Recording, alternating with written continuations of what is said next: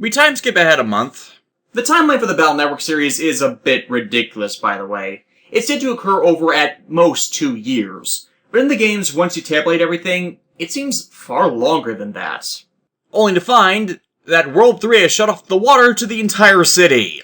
Those fiends! They copied a plot from the Crisis Empire!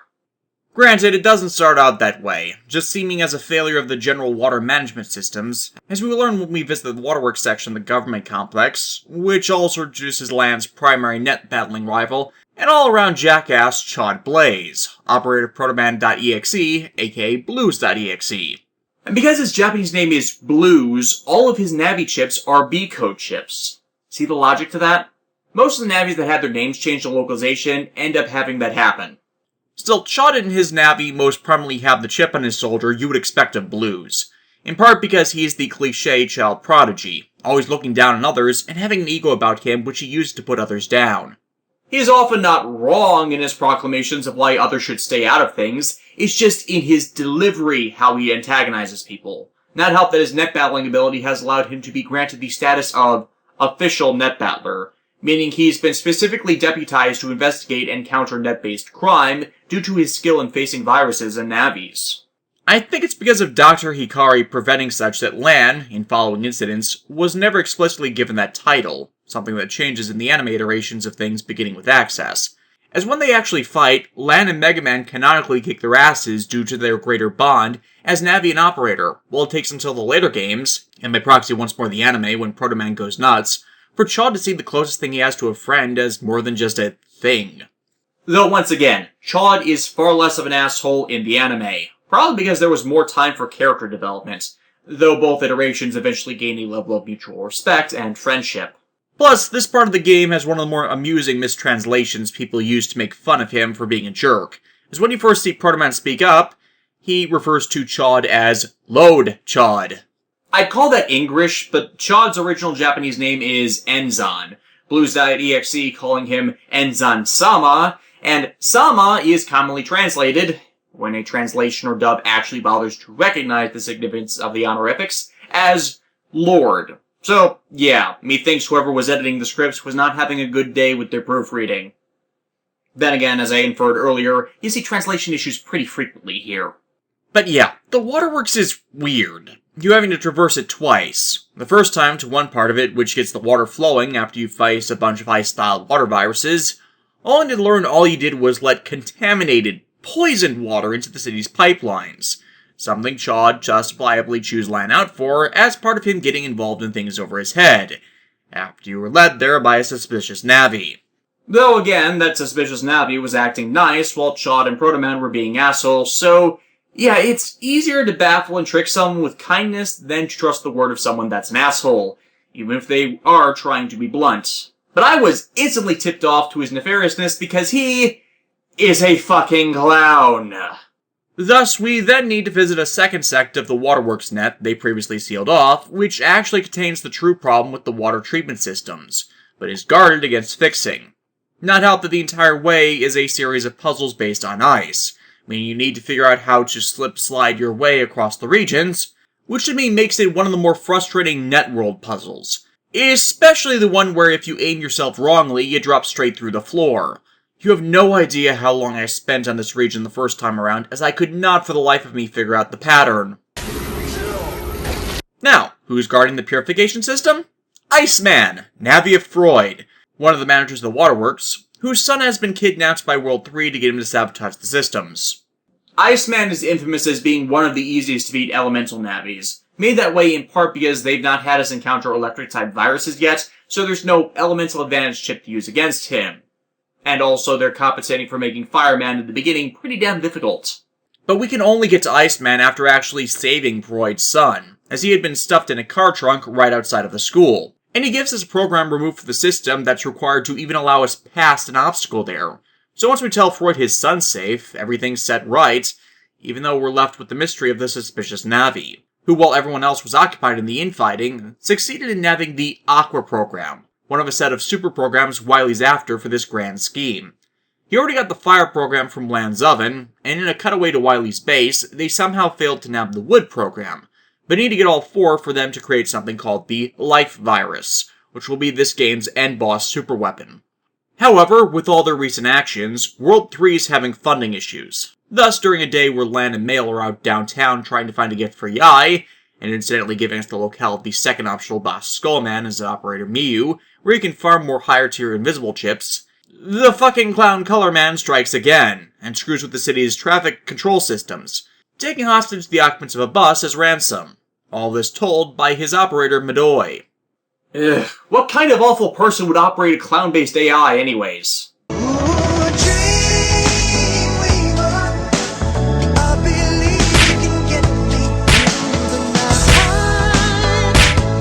I swear, make her hair auburn, and this is what I expect an adult Rika Nonaka to look like. So, this shows a bit more of the intrinsic stupidity of the future! And that all of the cars crashing with the traffic system screwed up all have an automated driving program, which the traffic system manages via wireless connection. As my brain is literally a potpourri of random facts, I can tell you that automated driving cars already exist. DARPA has, since 2004, sponsored a technology contest to develop programming for such a pursuit, and such has reached the point that the installed programs can recognize other vehicle proximity, environmental dangers, traffic patterns, and move to designated locations with the assistance of GPS. Hell, one such program that's specifically for assisting in parallel parking has been around since 1999, and has been installed in Toyota Priuses since 2003 in Japan and 2009 internationally. The problem is, however, that the software is not very good at always recognizing things like pedestrians. Thus still remains a safety hazard against being employed more broadly for just this reason. This is why you always install a manual override. Unfortunately, as this is the future, no one thinks to employ the manual override, or the manual override cannot disable something controlled electronically, which is just freaking stupid any which way around it. And the solution to this sabotage, a new driving program immune to the bug, is being sold as Midoi's means of extorting all the monetary wealth World 3 might need. Thus, to save Mel's life as she's on that rapidly careening bus, Lan and Megaman jack into the streetlight to debug the traffic computers, thus once more showing that just because it's advanced technology doesn't mean you can skimp on providing low-tech solutions. The traffic computer I know annoys other people, but honestly of the first game, this is my favorite of the overmap puzzles. I'm not sure why, but I think it's the whole branching paths which come together to create your destination thing, which thematically I've always been a fan of. Plus, it's a battle of red versus blue. Which also thematically fits Color Man since he bounces between shooting fire attacks and water attacks, and those totems he fires them from and hides behind can be a pain to deal with, by the way, despite being a neutral element Navi, and the rest of the viruses in these regions showing the same dichotomy. I'm guessing they just couldn't code him to switch elemental alignments, as certain later Navis have that ability. The only difficulty of it is Dentown itself, as in the overworld map, is something of a maze as it's not easy to make out the landmarks between the 5 traversable intersections, so it's easy to get lost en route to the 4 traffic lights you need to jack into to stop the bus. But even then, the game iteration of Maddie shows herself to be easily the most sociopathic of this game's World 3 goons, planning to just set off the bus's gas tank, only for Roll to hold Color Man off until we get in ourselves to face this crazy clown. And with him taken care of, Fandom! Take this shipping fuel and launch 1,000 fanfics! It's at this point that Lan and Megaman are strong enough to take a detour into the most of the deeper areas of the network to farm some of the stronger battle chips, so I take a hiatus from the planned story path to do just that. Most of the deep net locations are locked off by requiring access codes from the friendly Navis you can fight, either given to you as part of story progression or facing the game's side bosses. I already pointed out Sal and Miyu, but the last is Mesa and Sharkman, who spawns now. And Mesa himself is exceedingly weird to encounter, considering my first exposure to the series through the anime, where he ran around hating modern technology all the while masquerading as a superhero with his Navi, before later dragging Sal and Miyu in to do the same, despite all of them being officials. Now, Mesa took until Access for Lan to be clued into this, since he had by that point been performing more net-saving heroics than Mesa did. Anyways, in the deep net, or undernet, you can find the strongest Navis, alongside more net dealers, but instead of being unlocked by access codes, further sections require you to complete challenges on each map, such as not running from battle, or collecting one of each chip type in a given region, all of which serve as mini progression tests before they let you into the next section. While you don't need to do all of it now, it's helpful to have a stockpile of these more powerful chips and upgrades due to the next part of the story, dealing with Count Zapp and his Navi Electman. They barge into a dinner party Scilab is throwing over some of the recent work developments, which Lan is of course there for because of son of head scientist, and shuts down the power from the facility's power plant, which leaves them in the dark and with no air ventilation, meaning everyone stuck in the building will suffocate. And this is why it's smart to install emergency stairwells and not make your buildings completely airtight. Unless it's a biologicals lab, which this was not. And the only way to fix that is to debug the system that is operating on emergency power, and this net connection only being maintained by draining the power on Lan's PET. Ironically, this stage of the game would lead to something of a gameplay revision. Every time you fight things with Megaman in this game, after battle your HP points are automatically restored, except in the power plant's online sections. This would inspire the development team to make this aspect of gameplay standard in the following entries, with them introducing new sub-chips, which would allow you to restore Mega Man's health out of battle like the E-Tanks in the main series, and thus making every player ever of the following entries paranoid as crap, and thus make 3 to 5 battle chip slots always stocked with recovery chips, so they'd not be screwed over if they forgot to restore HP right before a boss fight. And to make things worse, since you're operating Mega Man on dwindling battery power, it means you're on a strict time limit to complete this stage before the battery dies, and you get an outright, "No, you didn't lose the battle, you lost the war, game over." Not made any better that, while the Waterworks has the most annoying net puzzle, the power plant has the absolute worst one, with all of them requiring you insert special batteries into boards, but give no indication of what the orientation for each grid is or how to solve them. So you're literally putting batteries in randomly to find what might be the correct combination, all the while each battery holds 2 charges. So if you screw up, you then need to get new ones and start all over. This place is insufferable, and made worse in how much of the map is invisible due to the shortages of power, so you don't know where you can step to travel outside of the larger surfaces. And you need to come back and traverse the place again, since due to that time limit, you're not allowed to farm any of the electric-type viruses you have thus far not been seeing in the game. But since you're already past both of the bosses that have a water attribute, you only need them for that completion checklist in the first place. I've always had a big issue with this place, once more informing my dislike of electric-type, well, anything in this series. The electric-type soul unison sucked, Electcross in 6 didn't set the world on fire, the element style changes only weren't the worst because dear god is Wood Style's Buster Weapon awful. It's a recurring trend that the chip type annoys me, even when there were good electric chips later on, which is probably part of why I eventually gravitated to wood chips.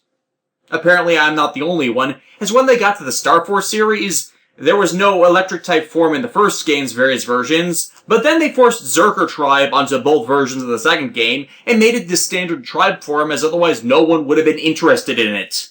This stage in particular is why I emphasized farming wood element chips from Sal, as they ease the pain of getting through it a lot with the double damage dealing, which prevents your HP from dropping significantly before you face Electman. It makes dealing with him child's play, if you actually manage to hit him, since he's probably the most nimble of the World 3 net navies. Though no matter my deal with electric chips, I do agree with many people's assertions that Electman's design is certifiably badass, even though he cheats and gets recharged until you shut down his external power. How would that even work when he's a program? However, the fallout for this is what more clearly establishes how much of a douche Chod is in the first game, as Count Zapp and Electman's entire operation was to get the Elect program for the Life Virus. But Chod and Proto Man replaced it with a fake in order to use him to hack the pair to get the location of World 3's base, meaning they endangered people's lives in order to get a lead, even though without that program, World 3 can't pull their world devastation scheme. So, of course, when it is one civic duty in this world to bust viruses and stop bad navies, and is around to help, they're going to help. But instead, Proto Man attacks and attempts to delete the civilian Navi, who could in no way have known about their plan, only the very real danger everyone else was in. This is dangerously close to the moral event horizon in how they start out Chod's character with this series. It's only how in they show him as clearly inferior to Lan and Mega Man that this stayed tolerable until both the anime and games could flesh him out. And fortunately, he never goes this far again. Unfortunately, though, Chod's plan entirely backfired, as Wily still got the right super program, and in the interim his team retrieved the wood program from wherever it was, meaning we need to find the true location of World 3's base, which begins when Yuichiro asks the pair to look in on Chod. Oh, and before you go hunting for Chod in Dentown, remember to go and see Freud in the waterworks. He'll give you the World 3 pin, which allows you past the locked gates in the general network that hide power-ups and rare chips. If you wait too long, you'll completely lose any chance to get it from him. I found that out the hard way. Anyways, contextually it's made clear that the pressure of the job has been getting to Chod, as he's antagonizing people on the streets to see if they're secretly World 3 members to get access to the Undernet. The other Undernet. There's technically 2 districts of it in this game due to branching access paths.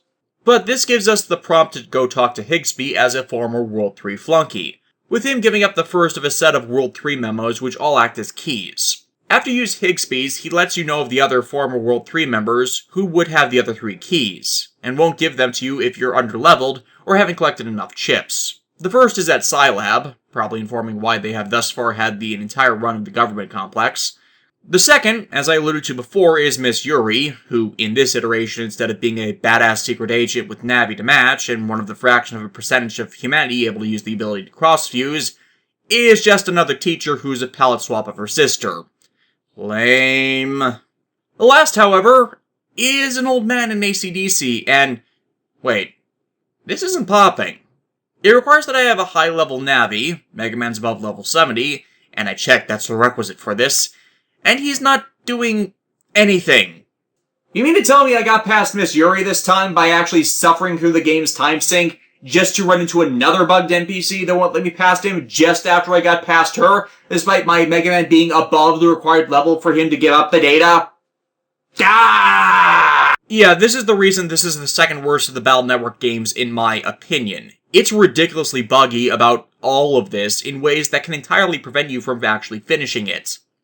Hell, now I actually have to use a cheat code to get past this idiot because the game refuses to flag I have the conditions that meet his requisites, and thus I am breaking my no cheat device when playing a game for review rule.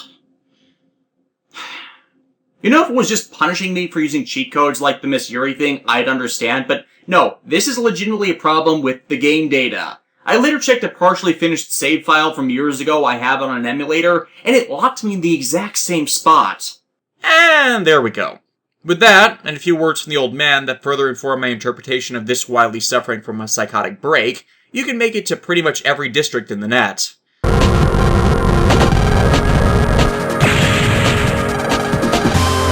Except the one we actually need to get to.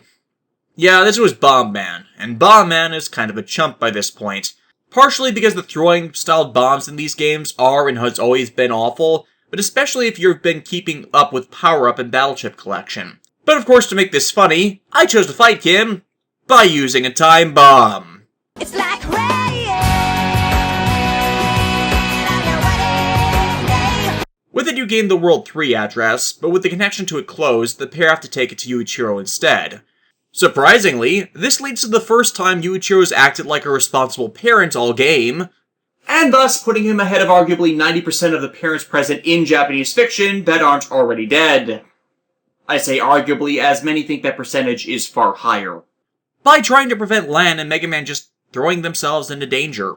He's been unaware of the other incidents as they've happened, and the pair dealing with them has shown they're capable, but it would be the height of irresponsibility to just acquiesce and grin as they walk out the door like this. In the moment, treating Lan like the adult he's trying to be, and asking him to think about and weigh his actions against what they would likely be facing and its consequences. And have I mentioned I really like it when media that may be aimed at children doesn't talk down to their audience, so the media form can be enjoyed beyond just that fleeting demographic and revisited with just as much enjoyment and appreciation later in their lives? Anyways, yeah, he asks if Lan can take responsibility for what happens past this, which we of course say yes to in order to press the story. And despite getting the location of the base, it's too late, while he's already created the life virus. Meaning after we get a special rail pass from Higsby's counter after he's kidnapped, it's time to head to the secret World 3 base. The school?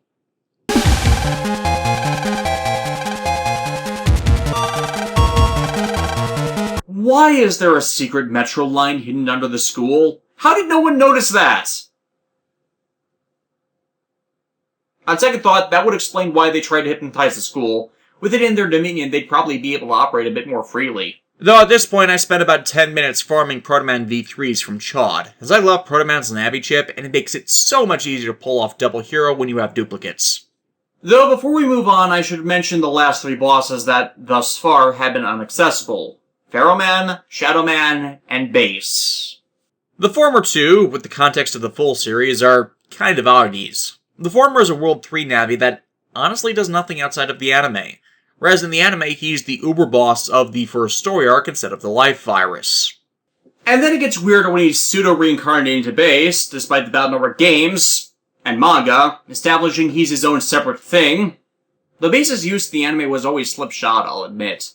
Shadowman at the very least always keeps the context that he's the Navi of a mercenary hired by World 3, and since he appears in a section of the Deep Net, it's presumed he's ordered to guard it, but it's still abnormal, especially since this is barely mentioned when he reappears in Battle Network 2, nor mentioned in Network Transmission, nor is it discussed when we actually team up with him and his operator in Battle Network 5.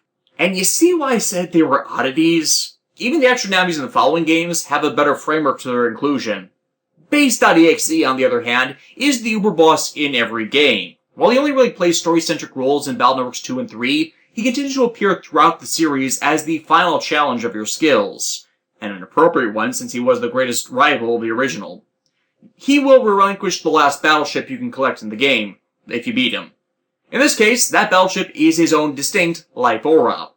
However, he will only appear if you have every battleship in the game that is not life aura, which thus makes this game his absolute most difficult encounter condition, as you can only find him in the last region of the Deep Net as a random encounter, whereas all following ones are actually scripted and give a semblance of character. It kind of feels like they had 3 Navis to burn and didn't know what to do with them, honestly. I should also note there is one chip past Life Aura, and that is Bass's own Navi chip, but it's not acquirable in the game itself because it was a special event exclusive giveaway chip in Japan. The only way to get it is to use the Alt Chips cheat, and it does the exact same thing as Double Hero, pepper the opponent's field with a series of rapid attacks.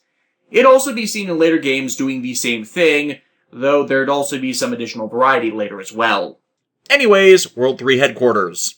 It's an island-based style like an old Wily fortress, with all of its doors locked and requiring accessing their servers directly, each of these areas being a mismatch of the prior World 3 Navi stages, with you being backed up by all the companions from the last-minute traps they throw at you to unlock them, showcasing the camaraderie of the magic of friendship. Relax, Megaman doesn't use the orbital friendship cannon until the 5th game. But in the interim, he does get to face Magic Man as the last of the World 3 Net Navis, alongside his operator Yahoot. You really couldn't find a way to shorten Mahajarama? And no, the Magic Man doesn't do the dance magic dance. He just summons a horde of viruses with intent for them to absorb the damage so it doesn't hit him. He's kind of a pain, but he's a video game boss before the final boss. He's supposed to be. Thing is, however, despite beating him, he cheats, while sending power from the life virus to overwhelm Megaman, only for the Navi to be one-shotted by the appearing Protoman. It's at this point, however, that Yuichiro joins events to save the critically damaged Megaman, save his son again, by installing what can be said to be the missing part of his soul, the hub patch, which contains the remaining data about his son, Lan's brother, that isn't kept installed in Megaman, due to concerns it may cause a level of sympathetic feedback to Lan, somehow. I presume it's based on that alleged sense twins have where they can feel what their sibling feels due to knowing them so thoroughly. Doesn't make sense, but it's something that bleeds into that whole style change double soul and full synchro systems of later games. Their bond is so strong, it transcends the limitation of biology and technology. Still, the hub badge does its job and revives Megaman as glowing in teal. Oh, so that's why Saito style is always depicted as glowing in teal. What, Saito style sounds better than hub style does to me. It's the alliteration and even number of syllables. And with that, it's time to fight the life virus!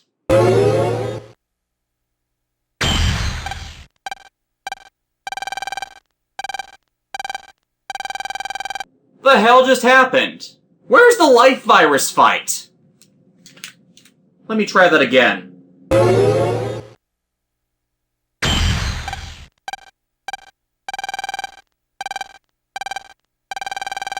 Son of a bitch! The game data is literally skipping over the life virus fight. Ah! Once again, this is the real reason this game is so low on the totem pole for me. I can't actually do crap in it because it doesn't let me. Hell, the only reason you're seeing the life virus in this clip is I pulled footage of the final battle from YouTube. And I gotta say, I really like the life virus's design. It's badass. The elemental ores are a real challenge to face with regards to a properly developed chip folder. Well, whatever. Wiley's plan to destroy the world is thwarted, the base self-destruct is set off by accident, everyone escapes, and the game ends on everyone celebrating a terrorist organization being dismantled. Like flirting from male directed at Lan, which of course fuels more fanfiction, making up a bit with Chod to show he's not a completely irredeemable dick, and finally the house's security system going off to note that it has a virus. Cue ending line!